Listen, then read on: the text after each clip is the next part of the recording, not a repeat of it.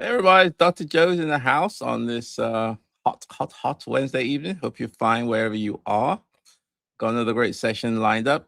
And this one is going to be really a subject which a lot of people are talking about, concerned about. And so I thought I'll, you know, have a session just to address, my take on some of the things that's going on with the Section 8 program and so on. So I call this Section 8 shakeup. Are you ready? Are you ready? Let me get the folks on. See if I can get the. Oh, I can't get them on. So I was trying to get the Instagram folks on, but it looks like we're having technical issues. But it's okay. We'll continue. So anyway, yeah. So I thought I'll have a subject, a live stream to focus on some of the changes.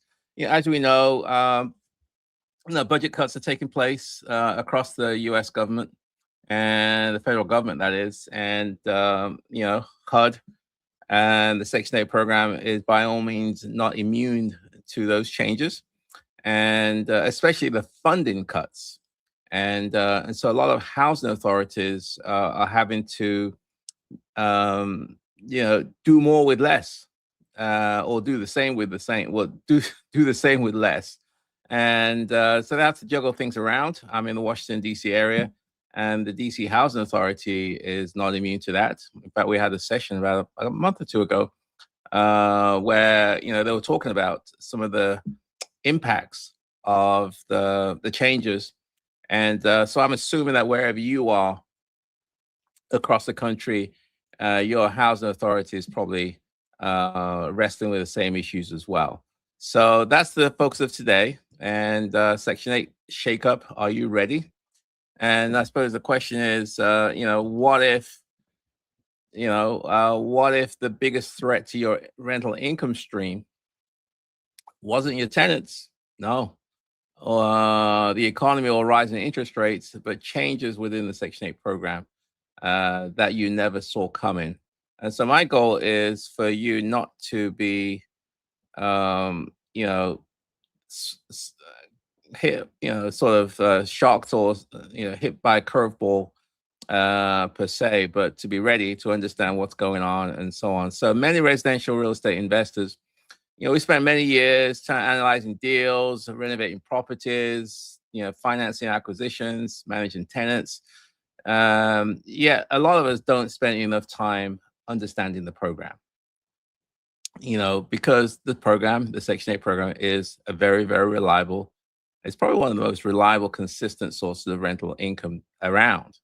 And so, as the housing authorities, for those who may not know, the Section 8 program is technically it's called the Housing Choice Voucher Program. It's administered locally wherever you are by your local housing authority or PHA, Public Housing Authority. So since it's a federal program, there's a housing authority that covers every jurisdiction within the United States. So the money flows from HUD, the federal government, down to these local housing authorities.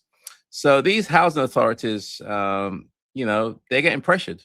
They're getting funding pressures, regulations from HIOM, changing things like inspections. Inspections are going to change. They got administrative requirements, and so all this stuff is taking place.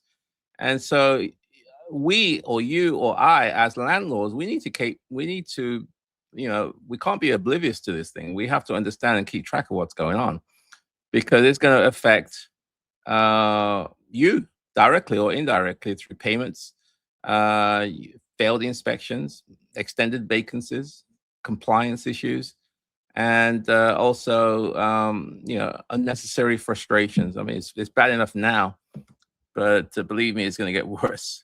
Especially if they have to lay staff off or if they have to do more with less and things like that. So the Section 8, we all know it's been one of the most reliable sources of rental income around, and that is I mean, been doing this for 30 something years. That's regardless of the economic downturns, recessions, periods of market uncertainty, the program has continued to provide landlords a stable occupancy and dependable rental payments. However, things are changing now, and with the budget cuts, budget constraints, these housing authorities have to serve more families. They have to modernize technology. I mean, that's a big deal around, especially in the Washington D.C. area. We had our housing authority had an outage for a couple of weeks, and they put in some new platforms now, which is more secure. There's a thing called Rent Cafe where we are. I know a lot of other places are using the Rent Cafe. There's affordable housing websites. There's technology that's taking place. There are staffing issues. Obviously, if their budgets are cut, sometimes they may have to lay some staff off, and so you have fewer people doing the same amount of work, which means that it's going to be more frustrating to get stuff done. So these realities are changing. They're changing the way the program operates and creating both challenges for you and also, I think, opportunities. Whenever one person's challenge is another person's opportunity. So I see this as potential opportunities for those who are ready. And history tells us that we don't want to wait until change occurs. We want to sort of stay ahead of the curve and take action beforehand. And so that's why I want to talk about some of the things today is the importance of educating yourself as to what's taking place and some strategies that you can implement to stay ahead of the curve and hopefully be a beneficiary of some of the things that's taking place rather than a casualty. So today's session I broke into 4 parts. Normally I do it into 6, but today's 4. And so let's get down to number 1, which is the new Section 8 reality. The new Section 8 reality. As usual, if you about 20 minutes from now, 15, 20 minutes, we're going to have a Q&A session. So if you've got some questions, please put them in the chat box and I will attend to them. I'll answer as much as I can. And also, if you want to do a one-on-one with me where we can do a deep dive into a situation, a problem that you're having, then you can book a one-on-one with me. You go to my website, www.joeasimo.com, www.joeasimo.com, and you can schedule a one-on-one where we can do a deep dive into your situation, any problems that you're facing, challenges you're having, landlord, tenant, BRRRR, whatever it is. There's a pretty good chance that I've probably experienced it at some point and so on. So let's break it down into 4 sections today. So the new Section 8 reality, and let's have a look. Let's have a look if I get my bearings right here. Question is, the new Section 8. Forget that last one. The new Section 8 reality should be the title. The question is, are you investing, based on yesterday's Section 8 rules, while tomorrow's changes are already affecting your business? Okay, are you operating in yesterday's modes, yesterday's Section 8 program, or are you preparing yourself for the changes that's going to take place? So one of the biggest mistakes investors make is that assuming that the Section 8 program operates today the same way it will be a few years from now.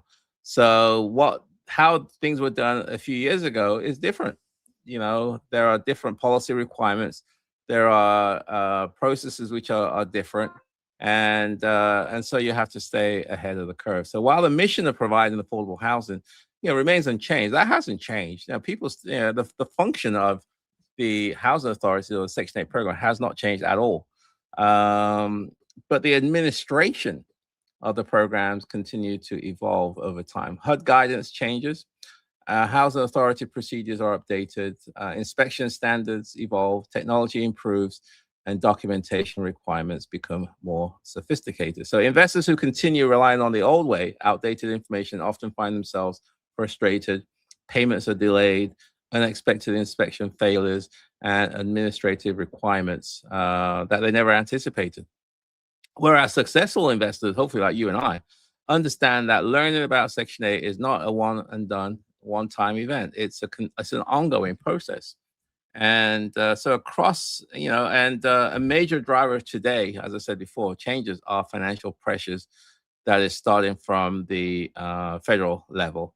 Across the country, housing authorities are being asked to serve increasing numbers of people while really operating under tighter budgets and staffing limitations. So many housing authorities have sort of implemented stricter administrative procedures, increased compliance oversight, and more detailed documentation requirements. For example, many times nowadays, I mean, tenants have to recertify either annually or biannually, depending on where you are. Inspections are done either annually or biannually. If they got reduced funding, then they may make the criteria stricter. In terms of, if you don't do A, B, and C, we're going to cut you off. We're going to kick you off the program because they have less money, so they're going to look to ways to save money. So compliance issues becomes very, very important. Inspections become very, very important. And your ability to make sure that you stay on track becomes really, really important because they're looking to save money. And also they're looking to ensure that the limited public funds are managed responsibly. And experienced investors, hopefully like you and I, this is the new reality. We have to adapt our business accordingly.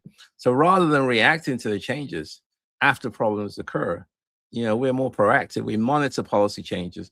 We prepare documentation before it's requested. We communicate more frequently with housing authority staff. We frequently, if they have events or meetings or whatever, you want to go there. You want to interact with people.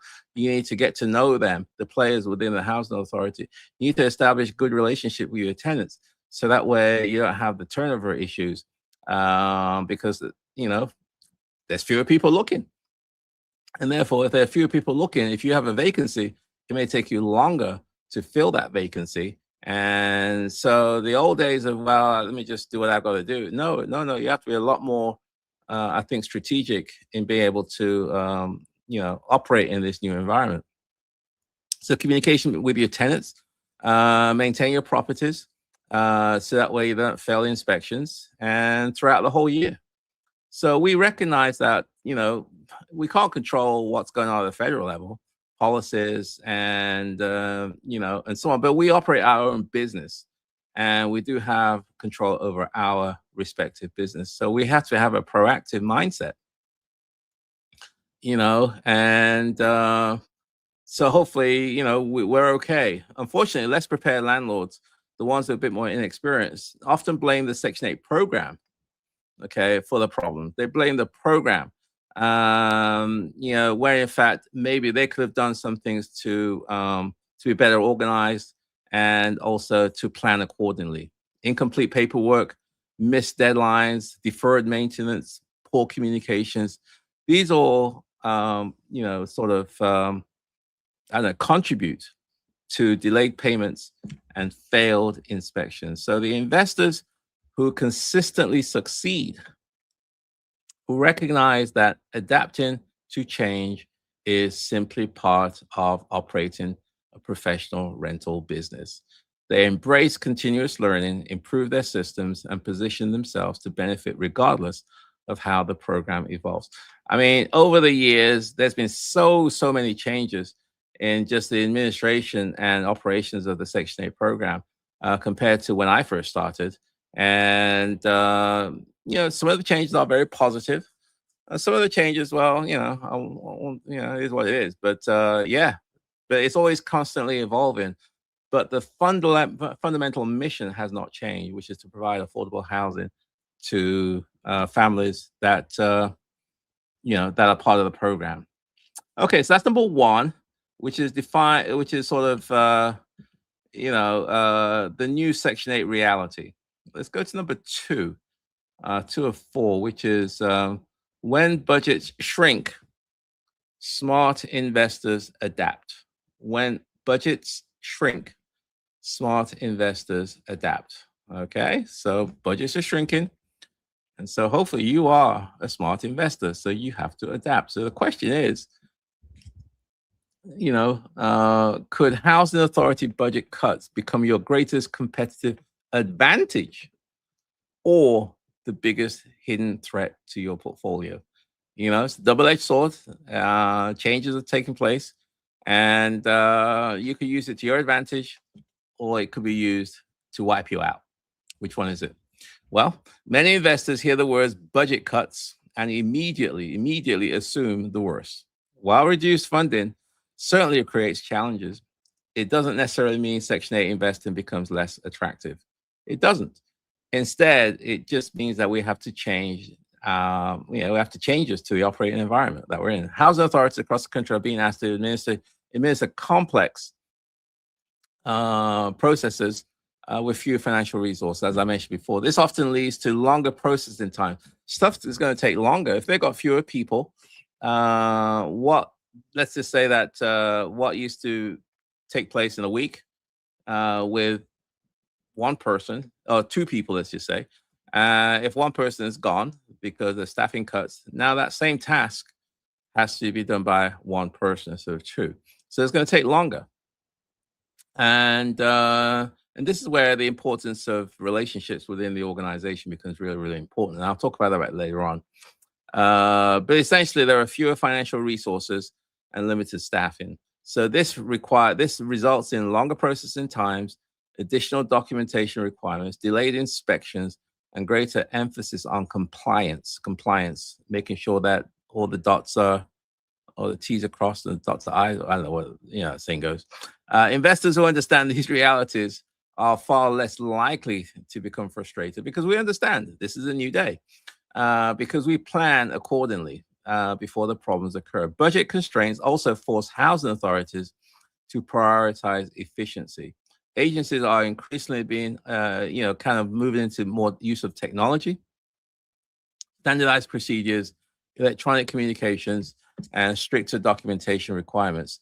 In order to do all this stuff with your employees. So when less prepared landlords become discouraged by changing procedures and decide to exit the program, they just get frustrated. I'm tired of this nonsense. I got to go do all this, got to go through these hoops.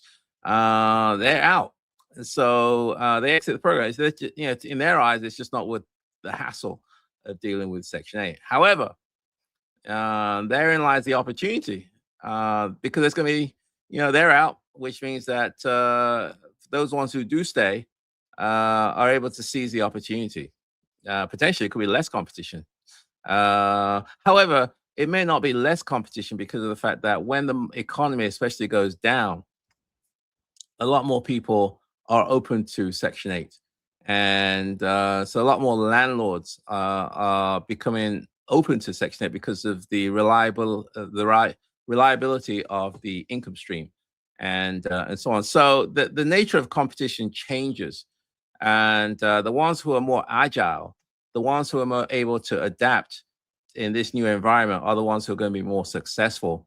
Whereas the other ones who kind of pretend that it's the good old days when things were, when they had the upper hand, when there was a whole lot of tenants to choose from, and there wasn't that many competition in terms of landlords, those days are gone.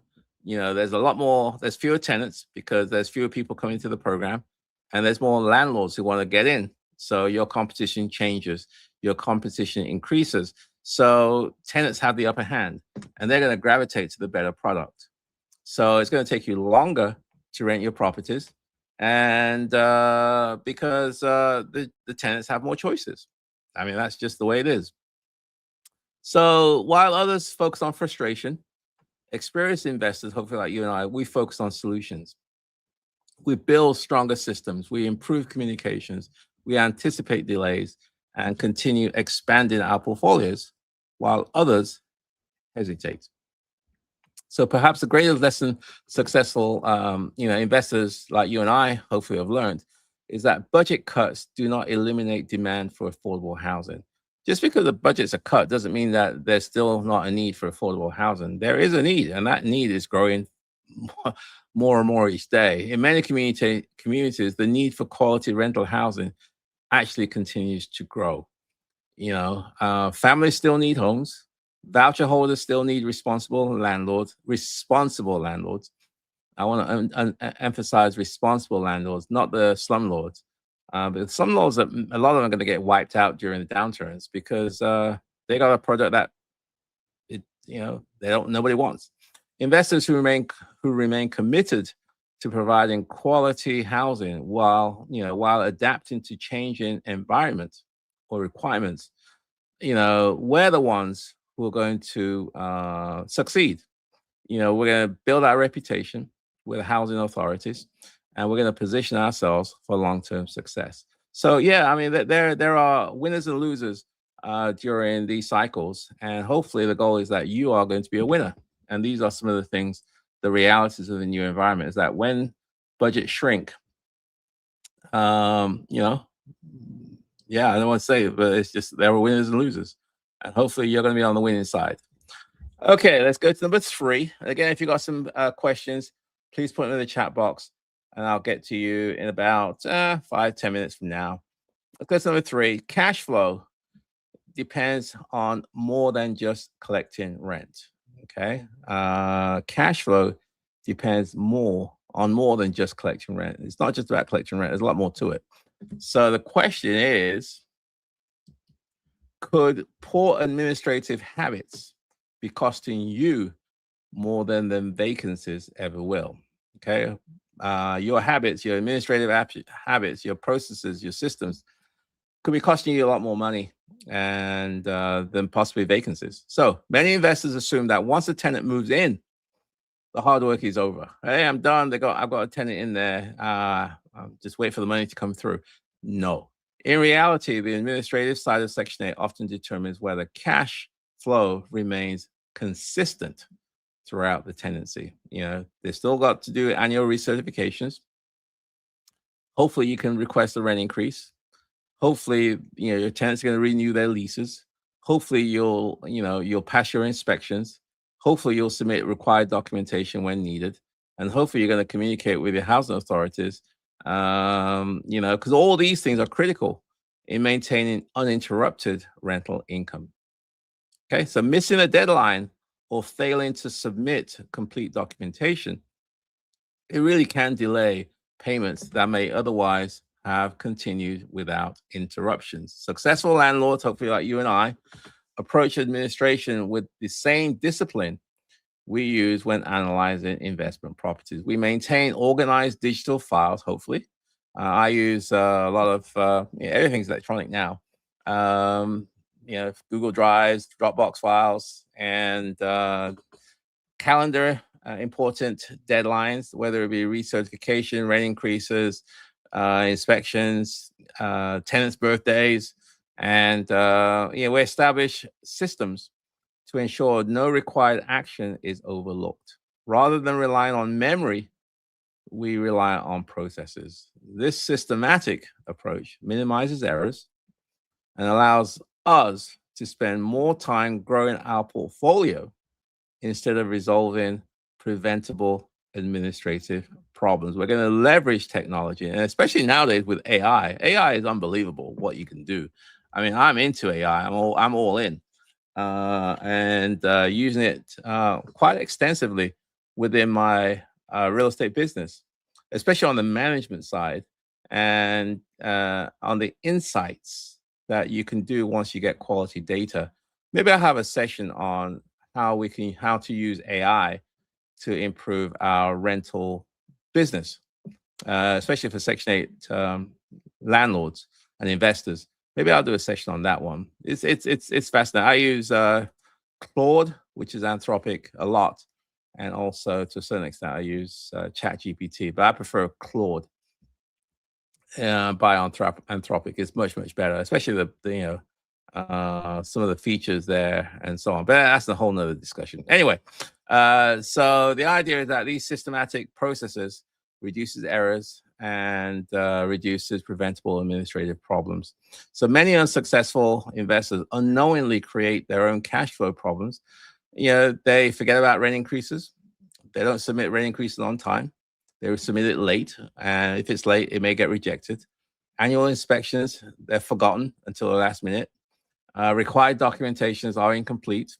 Communication with tenants is inconsistent.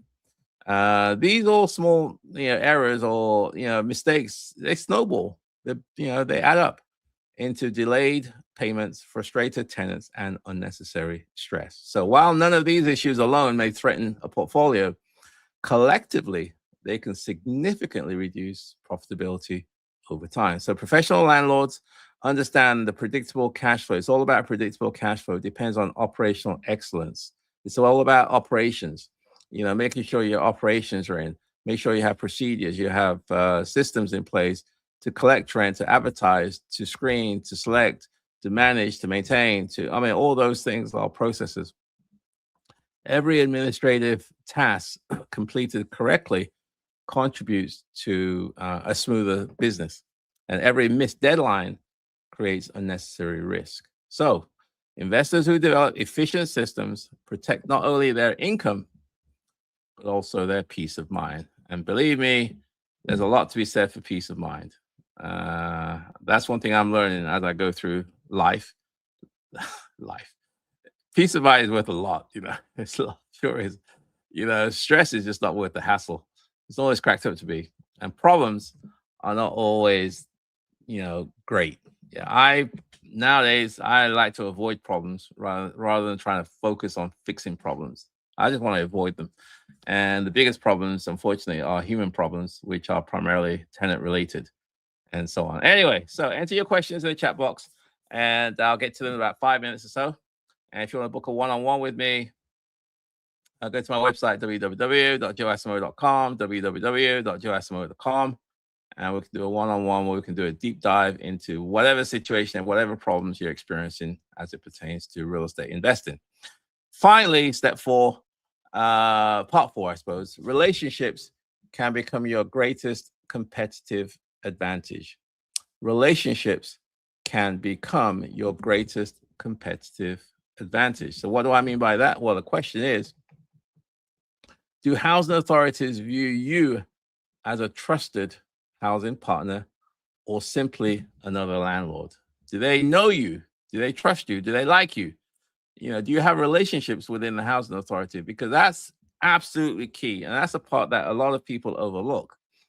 If you know people on the inside, believe me, you can get stuff done. And if you don't know anybody, it's just an exercise in frustration dealing with these bureaucracies. It's awful.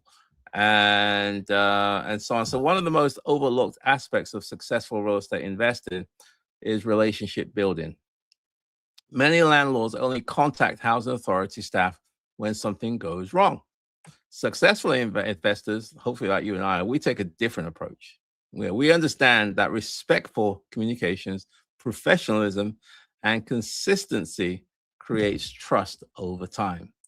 Housing authorities, employees manage heavy workloads, increasing regulations and limited resources. Essentially, they are, what's the word say? They are overworked, in their eyes, underpaid. Okay, like everybody. Everyone's overworked and underpaid, but they do especially.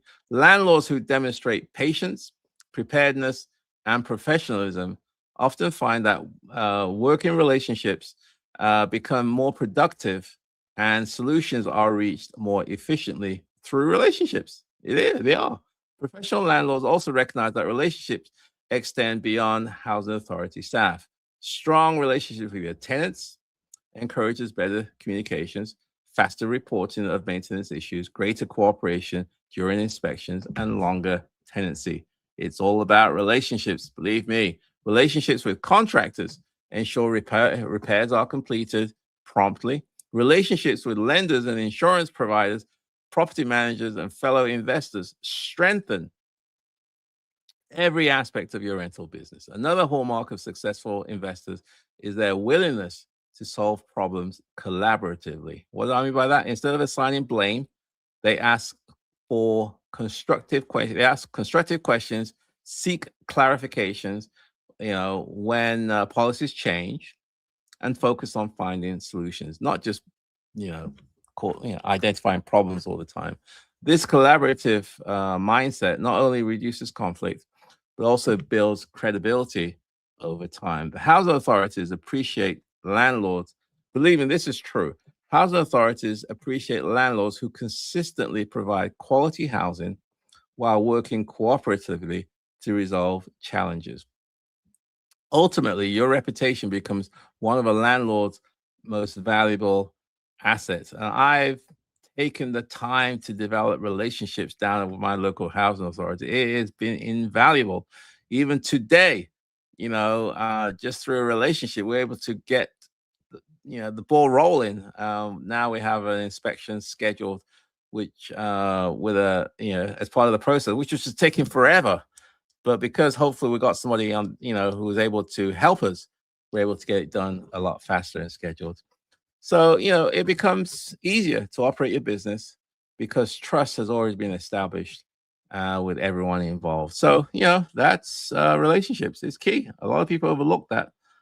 But if you want to succeed in the Section 8 arena, I think that you may want to consider developing that. And there's ways to do that. As I don't have time to go through all my strategies, but there are ways to nurture relationships with the housing authority and also with your tenants.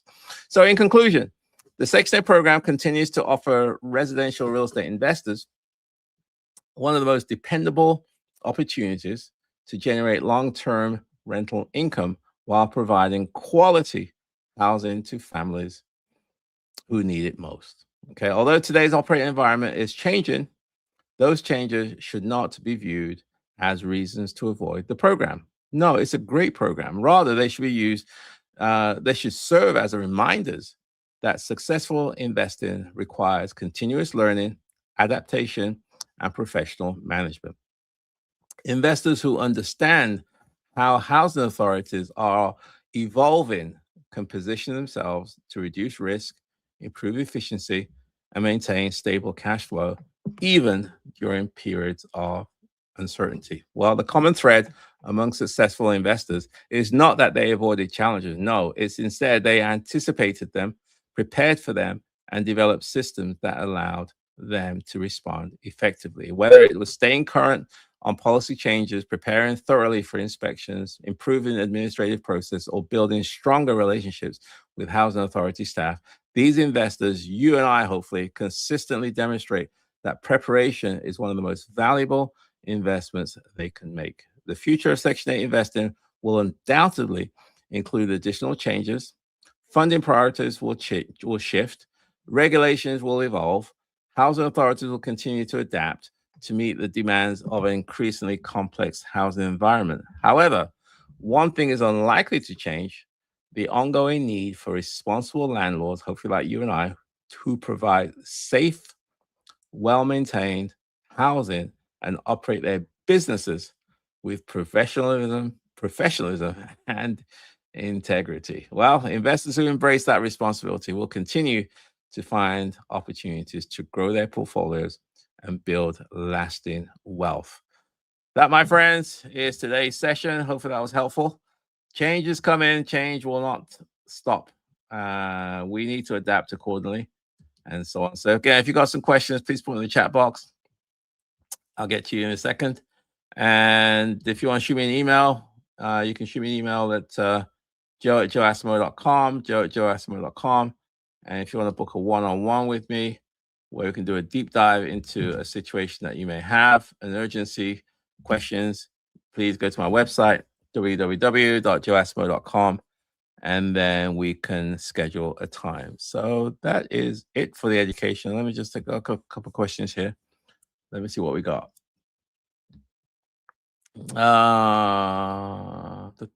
Greetings from Phoenix. Hey, how you doing, Dowtooth? And from Phoenix, Arizona. Hope you're doing well where you are. And hopefully it's not too hot where in sunny Phoenix. It's who's this? It's the Go Dimmy. Oh God, whatever that is. It's the Go Dimmer Dinner Dinma one on. Whoever you are, I don't know. I don't do you have any recommendation on attorneys that support landlords in Prince George's County? Yeah, you're gonna have to do a schedule something offline. I don't. I mean, I try to avoid landlord-tenant courts at all costs. The good thing about landlord-tenant laws in Prince George's County is that they're not as bad as they are in DC. DC is just it's a blue state, so it's more tenant friendly, whereas Prince George's County, which is in Maryland, is still tenant friendly, but it's not as bad. In fact, I know when I've been down there, I've been able to do a lot of the stuff myself.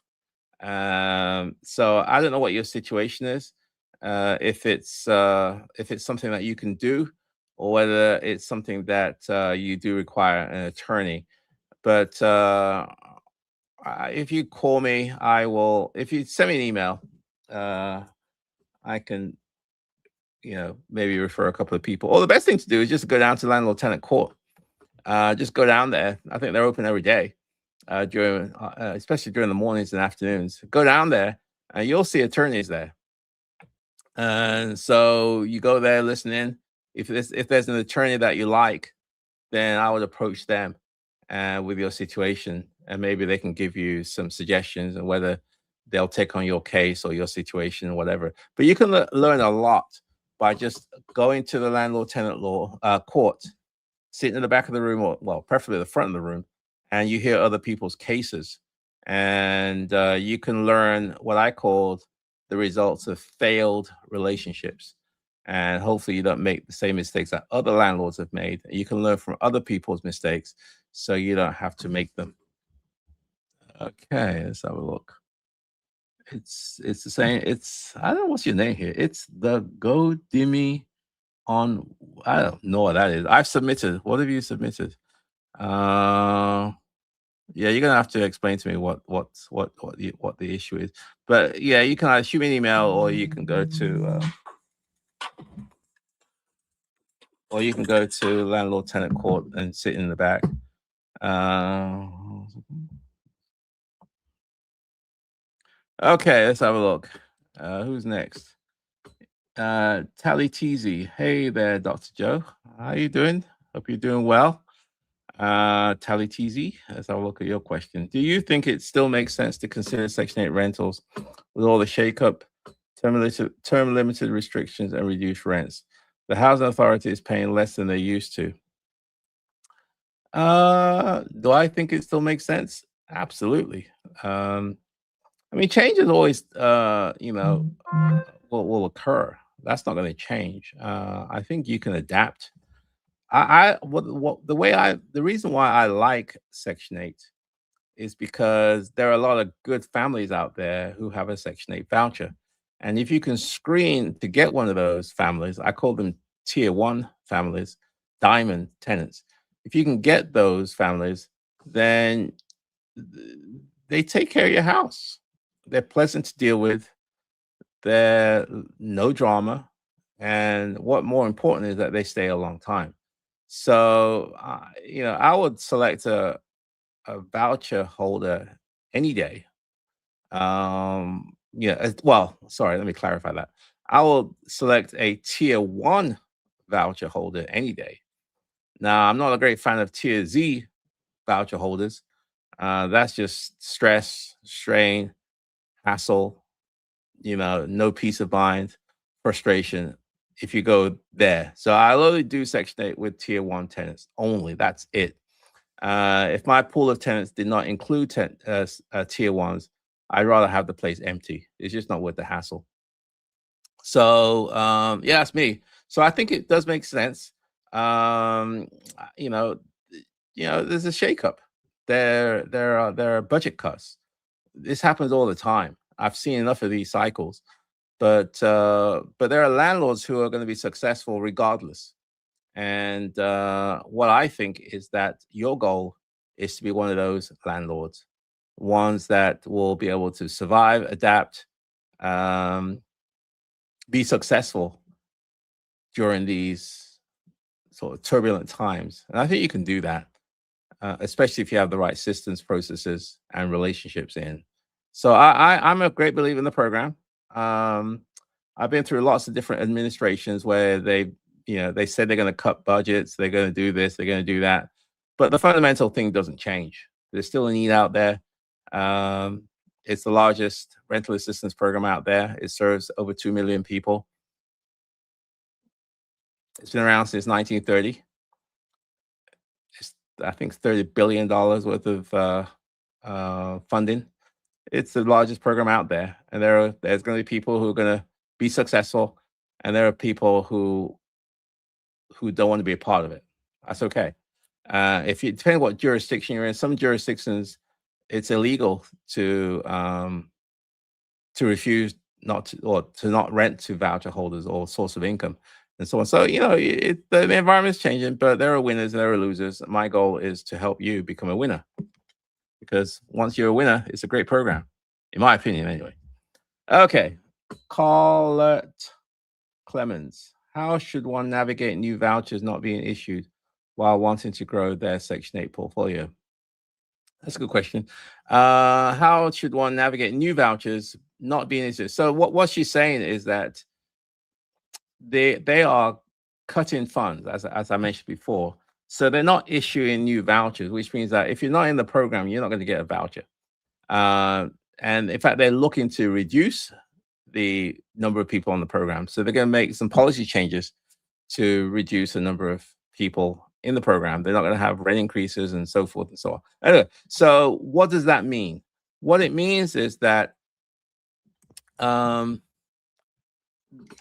number of people or the pool of voucher holders that you are going to be selecting from if you have a vacancy is smaller.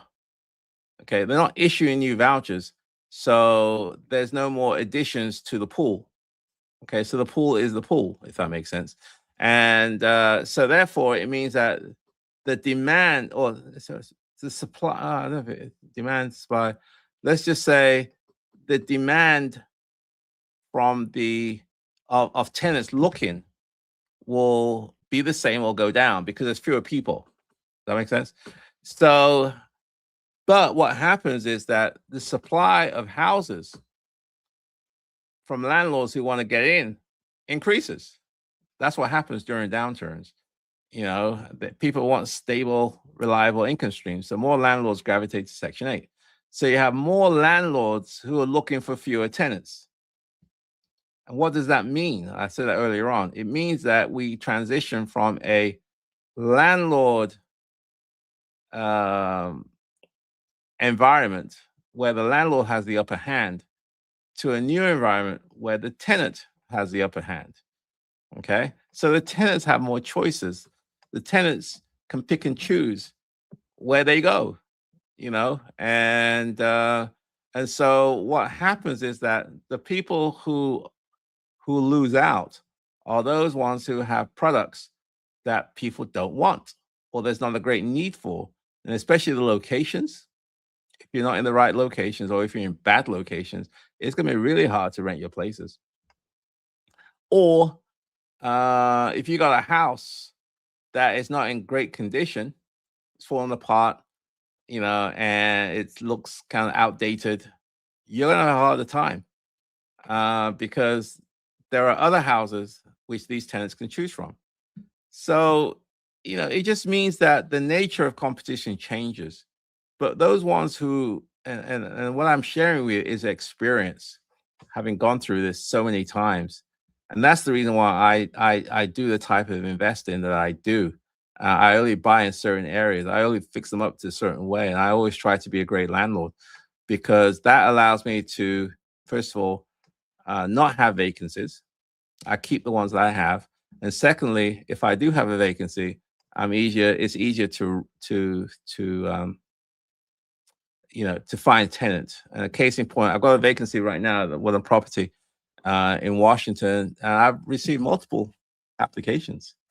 And my goal is, I think I got about 8 applications and 3 good ones. well, no, two really good ones, so which we're going to try to screen out and hopefully select the best person. So, people can still be successful. You can still grow your portfolio. The program is still going to be around. It's just that the nature on your survival is going to be different. So what becomes successful is different now than it was maybe a year ago when it was more of a landlord had the landlords had the upper hand. Okay. When do submit rent increase form? Okay. So I think the question here is when do you submit a rent increase? It depends. Some jurisdictions are not allowing rent increases because of budget cuts. So in that case, you can't submit one because if you did submit it, it'll be rejected. And the other jurisdictions are allowing rent increases. And so you need to find out. There's usually a window when you can submit a rent increase. It's usually a month or two before the recertification. So you need to find out when is the tenant's recertification and make sure you submit your rent increases during that time before the deadline. Because if you miss the window, then if you submit a rent increase outside that window, it'll get rejected. And they have to wait a whole another year before you can submit another one. So it just depends on the housing authority that you deal with and what their policy is, whether they are allowing rent increases or whether they're not allowing rent increases. And if they do allow rent increases, when can you submit your rent increase? What's the deadline? What's the window that you have? So that's something that you're going to have to check on because it varies from jurisdiction to jurisdiction. One of my tenants, this is 80 Dow 2, one of my tenants took two of his children off his voucher. Okay. Now the housing choice voucher program only pays for his voucher for one less room than the house he's renting. Have you experienced this? Yes. Okay. So what Datu is saying is that he has a house. Let's just say the tenant had a 4-bedroom voucher. Okay. And that 4-bedroom voucher is based on the number of occupants in the household. So what he's saying is that he has a tenant who has taken 2 people off the household list. So instead of having, let's say, 5 people living there, they now have 3. Well, if there are fewer people, it means that the voucher that you had is no longer applicable. It may have to get reduced. Okay. You have to get what we call downsized. Your voucher is downsized. Just like the same thing. If you can add people to the voucher, sometimes you increase the size of your voucher. So it works both ways. So in his case, the voucher was downsized from, let's just say, a 4 to a 3. And if that's the case, then it gets kind of tricky. The rent may adjust. If it does adjust, it may mean that I don't want to get into the weeds here, but it may mean that either the tenant has to pay more if they can. If they can't, then they have to leave.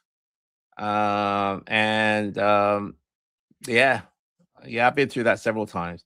And there are strategies you can do to protect yourself from this. One of the big thing is to really, really, really talk to your tenants and make sure that they know what they're doing before they remove someone from their voucher. Because once they remove someone from the voucher, that person cannot come back. It's a one-way ticket. So I usually counsel my tenants, be sure that this person is coming off, because if they do come off, they're not coming back on again, and so on. So the things you can do, there are strategies that you can pursue but yeah, the bottom line is that Section 8 will not pay if the rent for a 4-bedroom voucher is, let's just say, $1,000, keep it simple. Then if the person is downgraded from a 4 to a 3, where the maximum is $800, then either they're going to reduce your rent from 1,000 to 800, or the tenant's going to have to pay the difference between the 3-bedroom and the 4-bedroom rate. And if they can afford it, then they may allow them to stay. If they can't afford it, they may issue them a new voucher and tell them they have to leave. So yeah, it's kind of it's quirky, but that's something I've experienced several times over the years, and I try to put certain things in place to minimize that. Okay, what's nice? 7:51. Okay, I'm gonna wrap it up. If there are no more questions, I'm gonna wrap it up for today. Hopefully, today was a good session. Some good questions here, and but I think that the days are coming where changes are happening, and the successful landlords will thrive, and the unsuccessful landlords will bail out and of this program, which means that the ones who survive are going to be the winners. And so hopefully some of the messages, some of the information I shared today will help you survive and be successful. It's a great program once you understand how it works, but it's not as simple as, well, let me just get a Section 8 voucher holder into this house. It's not as simple as that. If you want to be successful in this program, there's a lot to it. And so, yeah. So hopefully it was helpful. Let me know. And we're going to wrap it up now. And I will speak to you next Wednesday at yeah, I think I'm going to be speaking at a conference, National Association of Hispanic Real Estate Investors or something like that, at the end of the month. I've got a couple of live streams, webinars I'm going to be hosting next week. So it's going to be an interesting week. I think I'm going to do a podcast tomorrow with Mark and Gus. I was on Michael Zuber's. He's a real estate investor. He's got a really interesting one rental at a time community. So I was interviewed by him last Sunday. Had a good session and interesting answers. I think Section 8 is very polarizing. Apparently, depending on your political persuasion, you may think that it's just, the program should be banned. The program should be eliminated. Why are you helping these people? And so on. So yeah, some people believe that. My thing is this: I didn't create Section 8, the program anyway. It's been around since 1930s, and I think it's a great program for those people who understand it. And so I don't make the rules. It's not my job to make the rules. I just understand the rules and play by the rules. And if I'm going to play in it, I'm going to play to win. So that's my take on this thing. It's a great program. It serves a purpose.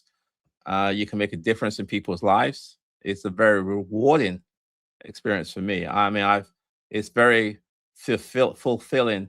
It can have a sense of purpose, and to know that you're helping people. And there's some people who disagree, thinking that we're helping people to become irresponsible and so on. But again, I don't make the rules. This program's been around. It's going to be around forever. So hey, if we're going to go in, let's play to win, and let's make money, but also let's make a difference in people's lives, and therefore we create a win-win, a win for you, a win for the tenants, a win for the community, a win for the families, the children, and it's a win-win-win.